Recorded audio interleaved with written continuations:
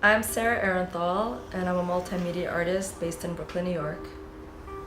I was born in Israel, and I came to New York City when I was 4 years old, and I grew up mostly in Borough Park in Brooklyn.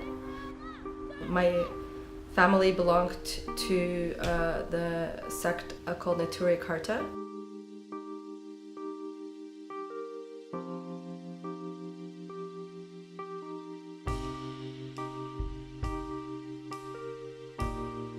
Ever since I could remember, I definitely did not want to be part of any extreme orthodoxy. But the older I got, the more I realized that I also don't really want to be religious at all. I really did not like the modesty codes that were put on women. And I also had to wear my hair in braids all my childhood. Actually, I think you can see it in my work that there's a lot of different hairstyles, and that is a representation of my freedom. I was 17 and a half when I left home and religion. Art has always been a big part of my life, but actually, let me rephrase that. Art was always a part of my heart, but I didn't practice it in a serious way until I turned 30, and I'm 36 now. When I was traveling, backpacking in India, and it was the first time in my life when I didn't really have any responsibilities, so I had a lot of free time to draw, and that's when my skills started to develop, and that's when I realized that it's my calling.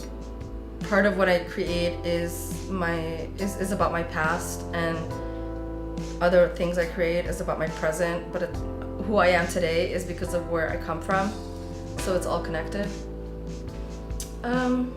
The image that I draw a lot, especially in my public art,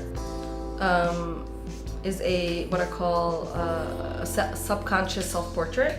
It's constantly evolving, and like if I compare the face I drew today to the face I drew a year ago, I can actually see differences in the shapes. They've slightly evolved, and who knows what it's gonna look like in like 5 years from now, or who knows if I'm still gonna do it in 5 years from now. To me, this image is a representation of also all women, not just myself, but it's a lot about liberation, freedom, pursuing your own life's choices. I don't love titles. I consider myself an artist that creates everywhere, including the streets. The world is my canvas.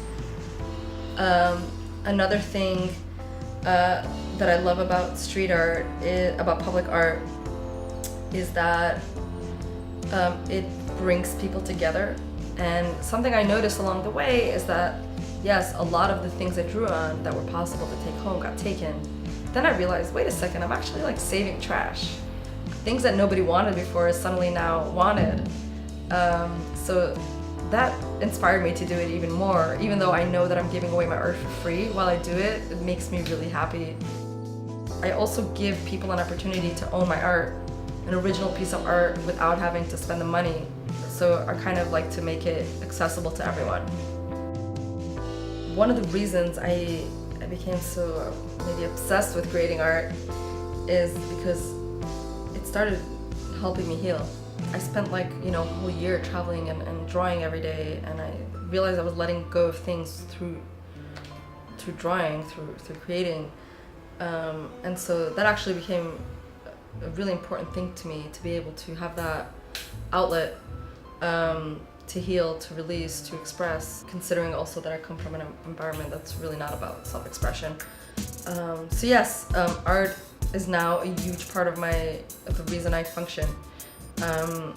It's very much self-therapy, but with time I also realized that it's therapeutic to other people as well, and that's really cool. When I first started, I was just about like, oh, I'm just doing this for myself. And I still do it for myself, but I realized that it's actually helping other people too, and that gave me an extra push. That's almost like I'm responsible now to share my work with the world. Maybe I'll touch someone, even if it's one person. Like sometimes when I'm drawing on trash, it could be like trash night on the pile of trash, and another artist would say, nah, no one is gonna see it. And I'll be like, what if one person sees it and is affected by it? I'll do it.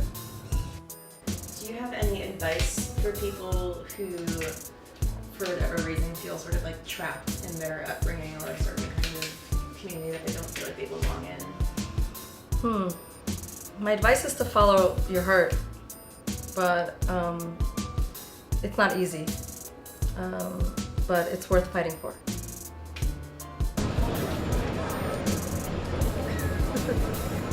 Sorry.